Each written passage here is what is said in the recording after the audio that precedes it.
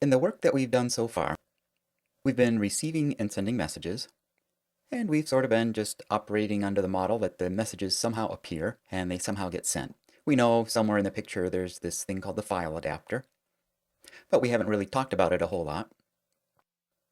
This would be a good time to stop and take a closer look at what BizTalk adapters actually do, and then expand our knowledge of how we can work with them, and then also get a better understanding of what BizTalk provides in terms of adapters. So let's get started.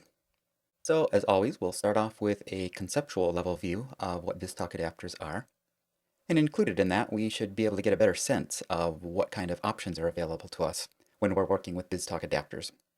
And then after that, we'll walk through some of the practical details of working with adapters, and we'll take a look at what it takes to configure some of these. BizTalk Server 2010 includes quite a long list of adapters, so I'll tell you about those. And then at the end of this module, I will demonstrate the SharePoint adapter, and you'll be able to see how you can use the SharePoint adapter to publish to a SharePoint document library and read from a SharePoint document library. We'll start off this lesson by taking a closer look at what exactly a BizTalk adapter is, and the role that it plays in BizTalk, and also how it goes about doing its work. And as I mentioned, BizTalk ships with a number of adapters, but if you can't find the adapter that you need in the box, you have a few other options available to you, and I'll talk about that as well. One of the options you have in that, by the way, is that you can create custom adapters, and there is a BizTalk adapter framework that can help you get started with that. I'm not going to pretend that's a simple task, but if a custom adapter is the best way to meet the needs of your application, then at least the BizTalk adapter framework can give you a head start. Alright, so what exactly is an adapter, and how do they work?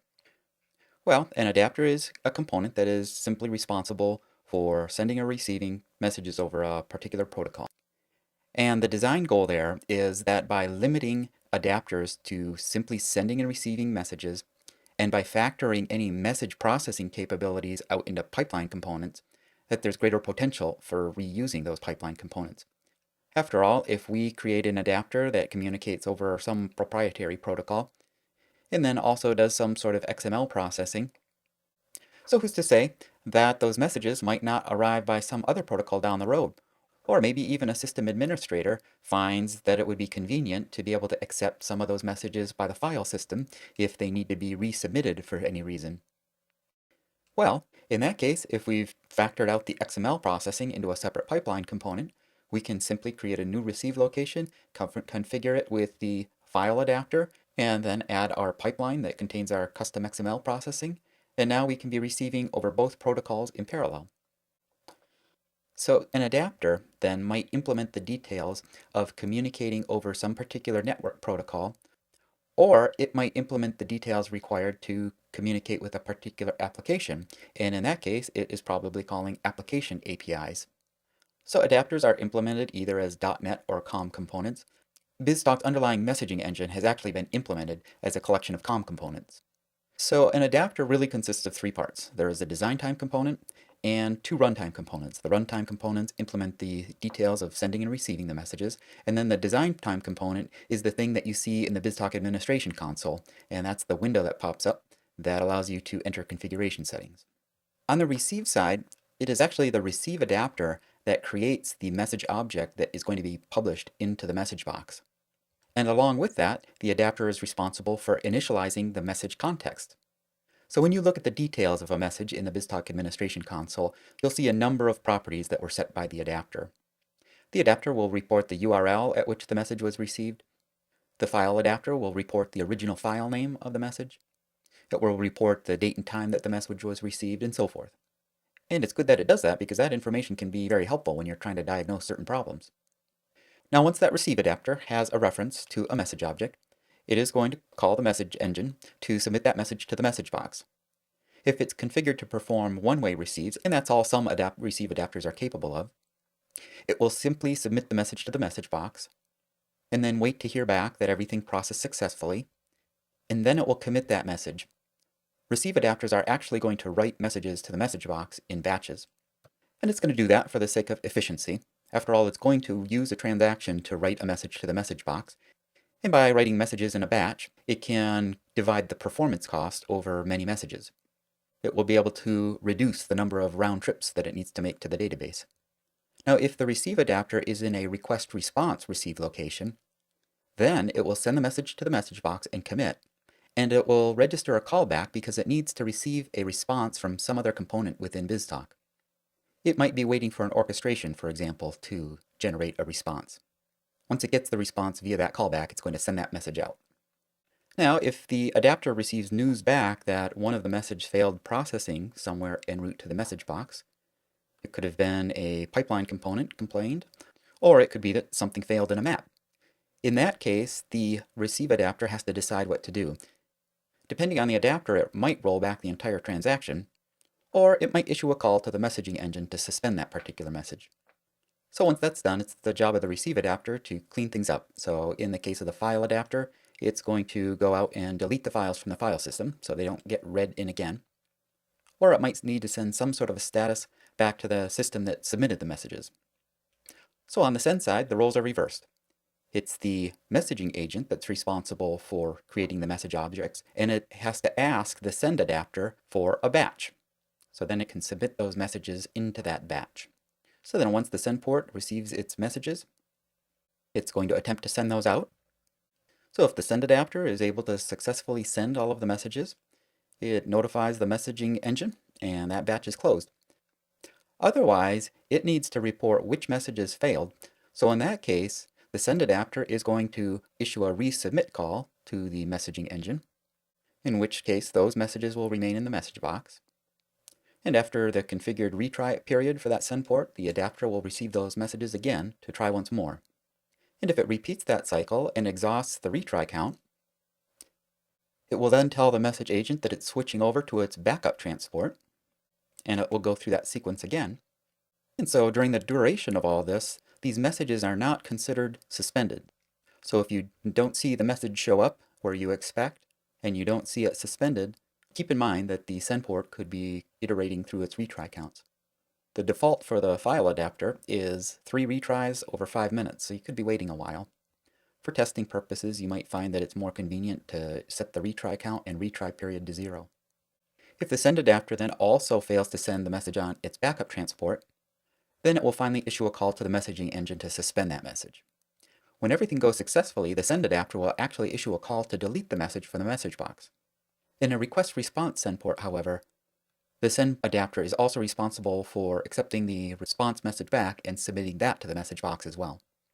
So from the perspective of the BizTalk messaging engine, an adapter is just this component that calls back and forth for these messages. So it really doesn't care what the component is actually doing, it just needs to be able to handle these calls. And so that's what makes it possible to plug in new adapters and swap out old ones. One other aspect of adapters is the way in which they are hosted. Most adapters are hosted in process, that is, in the BizTalk service process. Some adapters, however, such as the HTTP receive adapter, those actually run in an IIS process. So you'll hear those referred to as isolated adapters. So BizTalk doesn't really have any control over the lifetime of that adapter, whether it remains in memory or not. So all it can do is decide whether it's going to accept messages or reject messages from that adapter. And so for that reason, it can be a little more complex working with those adapters. Not only do you have BizTalk configuration settings that you need to deal with, you need to make sure that you have your IIS configuration settings correct as well.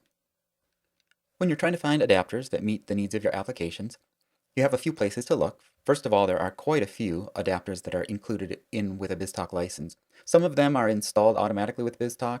Some of them are separate installs, and in some cases you might even have to do a separate download from the Microsoft website to get some of those adapters.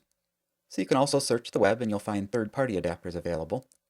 But if you just can't find an adapter that meets your application requirements, it is possible to write a custom adapter. Now if you do find that you need to create a custom adapter, BizTalk provides an adapter framework to help you get a head start. If you just need some sort of special message processing, I think it's safe to say that you'll find that it's far easier to implement a pipeline component than it is to implement a custom adapter. But there are certainly legitimate needs for custom adapters. So if you ultimately determine that it makes sense to take the route of a custom adapter, then you'll need to write the 3 components. You'll need to write the design time component that displays the user interface in the administration console and then performs validation on input of configuration settings. And you'll need to implement the receive side component, and you'll need to implement the send side component. By the way, there's nothing that says you have to implement both send and receive. You only need to implement the communication direction that you need for your app. You can get an idea of what's involved if you take a look at the BizTalk SDK. That contains a sample custom file adapter. So you can take a look at that to get started. And then the BizTalk adapter framework provides additional samples, and then the framework documentation provides sample code throughout, so you have something to go by. So when you finish coding your adapter, you'll need to register it with BizTalk, and then BizTalk will treat it like any other adapter. BizTalk will create an instance of your adapter when it starts, and it will pass your adapter its configuration settings, and it will process whatever calls you make to the messaging agent, and then if BizTalk is shutting down, it will notify your adapter that it's doing so. Just keep in mind that with BizTalk's hosting model, it's possible that you could have multiple instances of your custom adapter running. And if you design accordingly, you can take advantage of that. Otherwise, you'll just need to be careful in the way that you deploy the adapter. One last item to note is that there is another adapter SDK, and that is called the WCF Line of Business Adapter SDK. And that's different than the SDK that we're talking about here. The SDK that we're talking about here, the BizTalk Adapter Framework, is what you would use to write a new adapter from the ground up. The WCF Line of Business SDK, on the other hand, is what you could use if you're communicating with a system that exposes web services. And that SDK helps you plug WCF components together to implement those web service communications, whether you're receiving web service calls or issuing web service calls. So you'll want to include that in your list of options as well. So now that you have some background in what an adapter is and what they do for us, let's focus in on the adapters that come in the box with BizTalk Server 2010. So I'll just start off by talking about adapter configuration in general and what you can expect to encounter. And then we'll spend a little bit of time looking at the protocol adapters that come in the box with BizTalk. So these are the adapters that speak some particular network protocol, so they're more or less the low-level adapters. And I'll show you how to set one of those up. We're also going to spend a minute talking about the improvements that have been made to the FTP adapter in BizTalk Server 2010. After that, I'll introduce the WCF adapters to you, and there are actually two modules later on in which we're going to look at those in detail. There's one module dedicated to the receive side and one module dedicated to the send side. So at this point, I'll just provide an overview of what the WCF adapters look like. And then finally, we'll take a look at the list of application adapters that come with BizTalk Server 2010. And amongst those is the SharePoint adapter, so we'll make use of that to read and write to a SharePoint site. And I'll show you how to do that in a demo.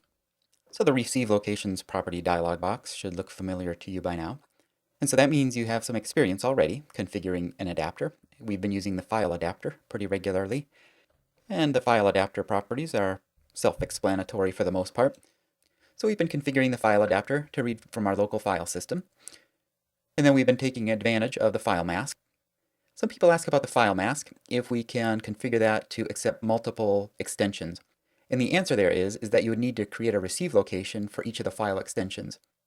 And that's generally what you want, because those extensions indicate that each receive location should process that file somewhat differently. We've been leaving the public address blank, and that's really just there for documentation purposes. That's where you could put the path that an external partner or system would need to use to access this location in the file system. If you click on the batching tab, you'll find that the default batch size is 20, and that's something you'll probably just want to leave alone. If you're dealing with large files, and if the adapter is trying to process 20 of those at a time, that might consume a lot of resources, so you might think about reducing the batch size. And the reverse being true then for small files. But that totally depends on the type of adapter that you're using. Now when you go to configure an adapter that implements a different protocol, you'll be presented with a completely different collection of properties. So each adapter will present its own user interface, and that's the purpose of the design time component of an adapter, to be able to collect and validate the settings that apply to its particular protocol. As you're configuring an adapter, you'll need to be familiar with the protocol that it implements. And for some adapters, they present so many options you might need a better than average knowledge of the protocol. So here's a list of the fundamental adapters that come with BizTalk. Each of these implements a particular communication protocol. You have both receive and send capability. Of course, in the case of the email, POP3 implements the receive, SMTP implements the send. The other adapters implement both sides of the communication. Speaking in terms of the receive side, some of these adapters will go out and poll. You can configure the FTP adapter, for example, to monitor a particular FTP location. and it will go out and poll to see if any data has shown up in that location, and you can configure the polling interval within the FTP adapter properties. On the other hand, the HTTP adapter is hosted in IIS, and it simply listens and waits for messages to arrive, and as soon as it receives one, it will publish that into the message box. You might hear me talk about ordered delivery at some point during a demonstration. And if you need BizTalk to receive messages in a certain order, you'll need to make use of an adapter that supports ordered delivery. So in this case, that would be something like the MSMQ or the MQ series adapter. But otherwise, you need to operate under the assumption that messages can arrive in any order in the message box. Ordered delivery, of course, really slows things down.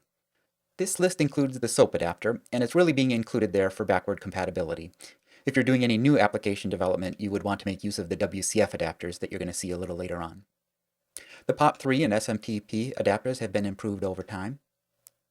So while they might not implement all of the security features you might need to contact external email servers, they're certainly useful if you're contacting an email system on your internal network, and they're particularly useful if you need to accommodate human interaction. The BizTalk FTP adapter has always been a popular option for dealing with communication in integration scenarios, but it had some limitations that precluded it from being adopted in many applications. But those have been addressed now in BizTalk Server 2010. And one of the major items is that it now includes support for secure FTP. So you'll find some new properties when you're configuring the FTP adapter, and those apply specifically to SSL and TLS connections.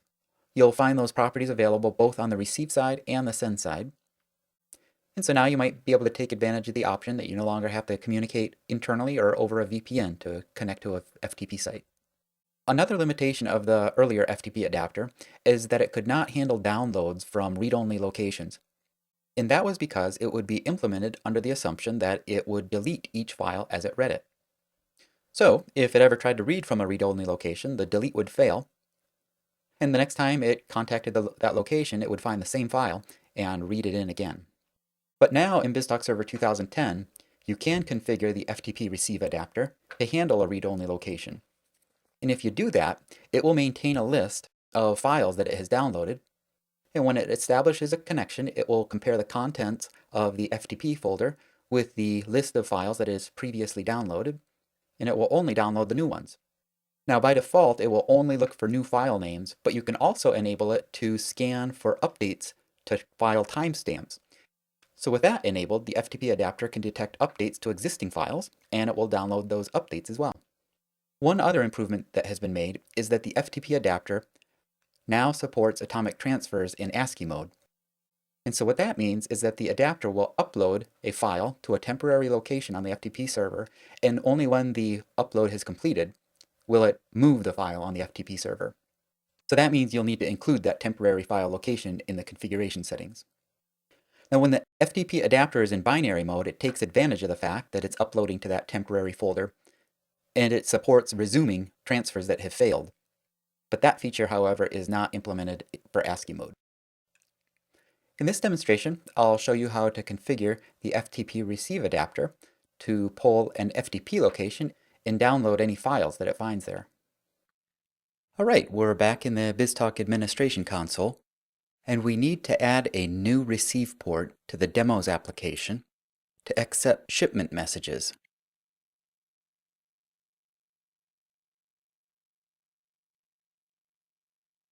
We're going to accept these messages with the FTP receive adapter, so we'll set it up as a one-way receive port.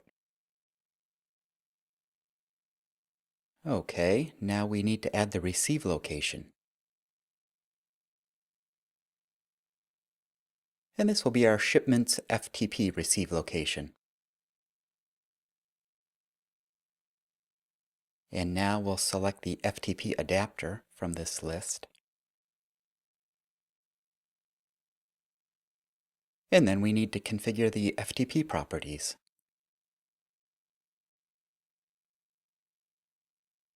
We'll be downloading files from the shipped orders folder of our FTP server. And those files will have the .xml extension. Now let's provide a password to log in.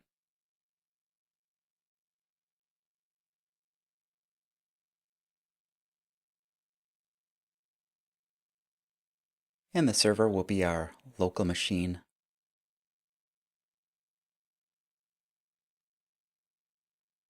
And then we'll enter our username.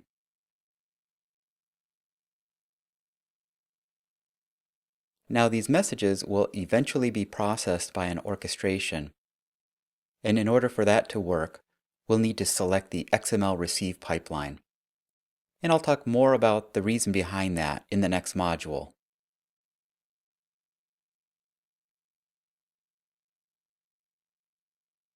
Okay, so there we have it. We've set up a receive location that is going to poll an FTP server to see if any new shipment messages have shown up. So the protocol adapters are very good if you need to establish basic communication with another system. If you're integrating with a system that presents a web service interface, you probably want to think about the WCF adapters. So this is a series of adapters that is built on top of Windows Communication Foundation. So consequently, the WCF adapters have a lot in common at their core. Now what the WCF adapters are doing is giving you a way to choose amongst various WCF bindings. Now if you're not familiar with Windows Communication Foundation, bindings is going to be a new term. You'll be wondering what WCF bindings are. Well, the short answer to that question is that a WCF binding is a list of components that you want to work together to process a WCF call. So when you're configuring one of the built-in WCF adapters, you're just seeing configuration options for a particular grouping of WCF components. So if you're going to communicate with a service over MSMQ, you could use the WCF net MSMQ adapter, and you would be presented with a property page in which you would enter the URL of that service, and then you could visit the bindings tab, which has all the particulars of the MSMQ connection. And then you could visit the Messages tab, which is common to all of the WCF adapters, and this is where you can decide exactly how the content of your message should be delivered. So for now, the main idea is that the WCF adapters provide a way to interact with web services, and they share a common architecture, and ultimately that gives you a lot of flexibility if you need to implement extra features. BizTalk has provided a SQL adapter for quite some time, but that's actually being superseded now by the WCF adapters. You'll find that it's still included in the installation, but it's really just there for backward compatibility. So this is another one of those cases where you'll want to be thinking of using the WCF adapter for new development. Now I'm going to do something similar to what you might have done with the SQL adapter in the past. So I'm going to connect to a SQL Server database, and I'm going to download some metadata that will provide my application with what it needs to communicate with SQL Server. So in this case, when Visual Studio downloads the metadata, it is going to generate a custom WCF binding. And so we'll be able to use that to configure a WCF adapter in a port so that it can communicate with SQL Server. A little further down the road, our application will need to connect to SQL Server to insert new rows into the AdventureWorks Loans table. We don't have any schemas that define the format of those insert messages. So we're going to let Visual Studio help us generate those schemas. So I'll start by adding a new item to this project. And specifically, this will be a generated item. Visual Studio is going to read the metadata from SQL Server and generate the schemas for us. So we want to consume an adapter service. And now Visual Studio is going to help us configure a WCF binding for this adapter. And so now we can choose among these pre-configured WCF bindings. Now we need to provide a URL for that connection. So we can select our security type.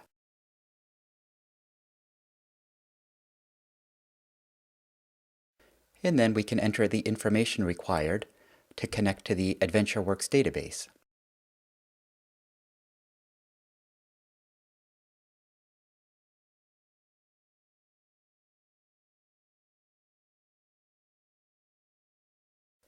Okay, now we need to connect to the AdventureWorks database, And then the user interface will be populated with a collection of objects that we might want to use.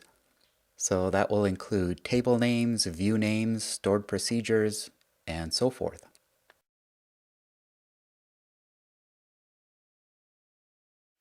So we will be using this adapter to insert new rows into the loans table.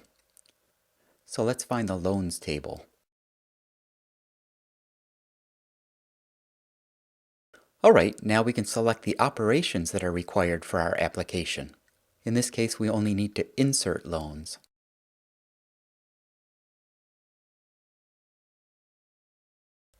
Okay, we're almost ready to generate the files, but before we do so, I'd like to identify those files with a prefix. So let's enter that.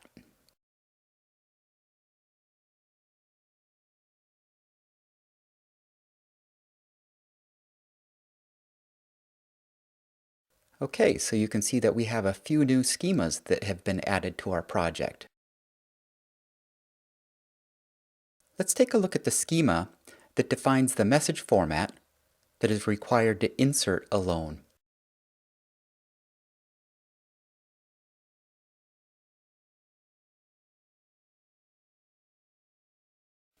Okay, there you see the format of the insert message. It allows us to insert multiple loans. And then you can also see the format of the response message. And it can return multiple results. Okay, well, let's build and deploy this project.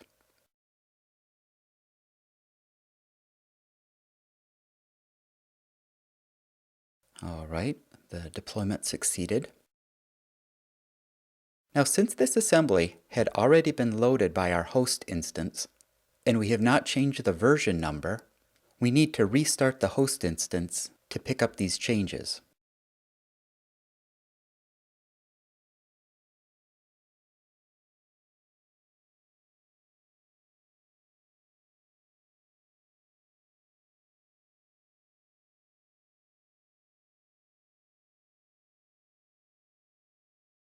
Okay, we're going to leave this here, and then when we start working with orchestrations, we'll eventually make use of this metadata.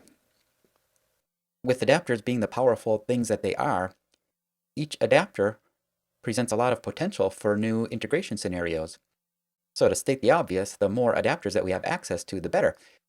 And fortunately, in BizTalk Server 2010, that list of options is long. So I won't read this list to you, but just by looking at it, you can see that BizTalk can interact with the major players in enterprise systems. If you visit the BizTalk product page at Microsoft.com, you'll be able to find a detailed list of the applications and versions that these adapters support.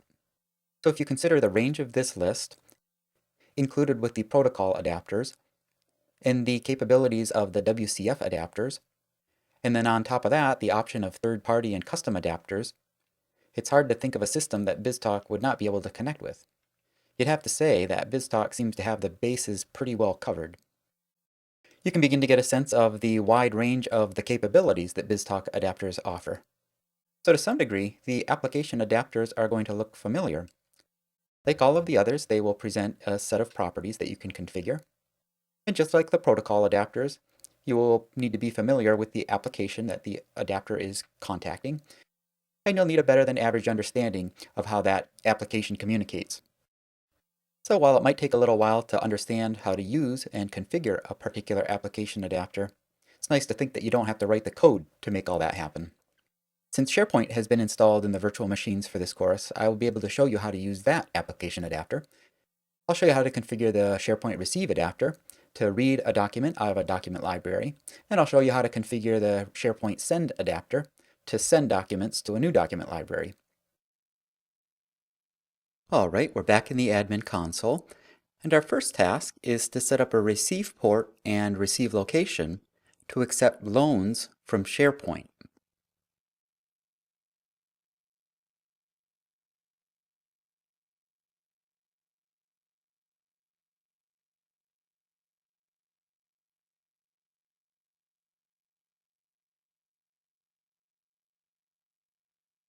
Okay, so this will be our loan application SharePoint receive port. And now we'll select the SharePoint adapter. And eventually our application will process these with an orchestration. So we'll configure this with the XML receive pipeline. And now let's set the properties for the connection to the SharePoint server. So we'll be reading these from the Loan Applications document library. And that library has a view named Evaluated. So each of the loan applications has a loan status that defaults to pending. This Evaluated view will only present loan applications that have a status other than pending. And those are the ones that we want our application to download and process.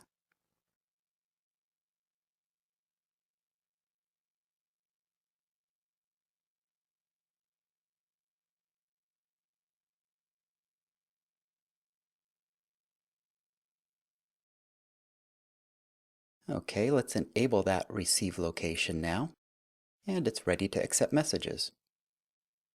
Now once our receive location reads in one of those documents, it is going to delete that from the Loan Applications document library.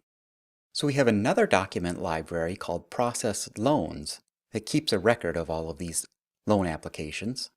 And so let's create a send port to send these processed loan applications to that new document library.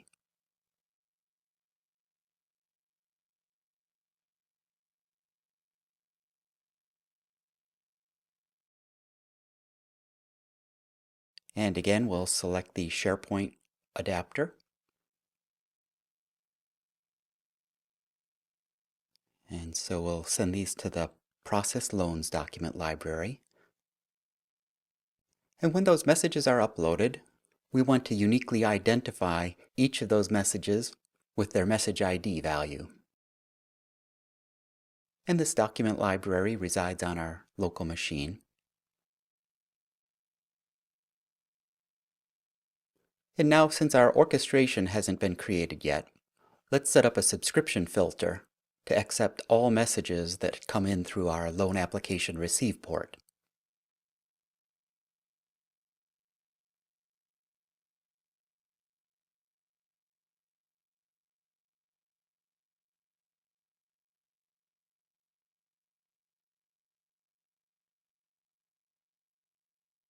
Now let's start the send port.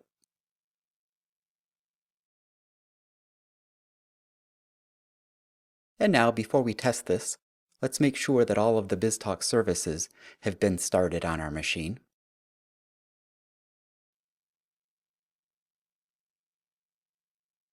And now let's go take a look at the Loan Applications document library. Okay, you can see that we have 3 loan applications. Let's approve this loan application and see if our receive location picks it up. So here's our info path form. Let's change the status and submit it back to the document library.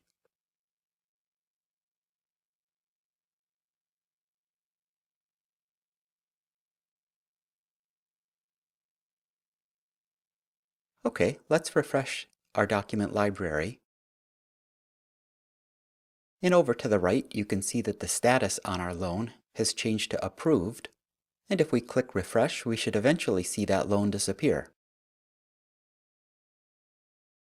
Okay, it's gone. It's been picked up by our receive location.